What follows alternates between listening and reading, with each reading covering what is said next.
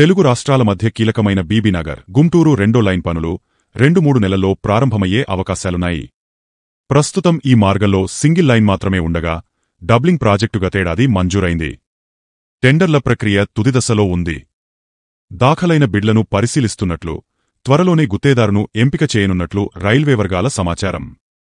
బీబీనగర్ గుంటూరు రెండో లైన్ నిర్మాణానికి 2,853 కోట్ల రూపాయల వ్యయం అవుతుందని రైల్వేశాఖ అంచనా వేసింది. 293 కిలోమీటర్ల లైన్ నిర్మాణం తర్వాత రేట్ ఆఫ్ రిటర్న్ 11.02% వస్తుందని రైల్వేశాఖ అధ్యయనంలో తేలింది.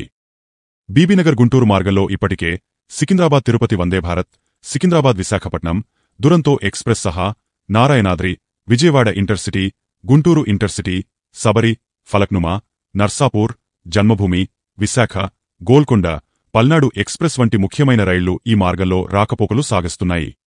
డబ్లింగ్ పూర్తయితే ఈ మార్గంలో మరిన్ని రైళ్లు ప్రవేశపెట్టొచ్చు.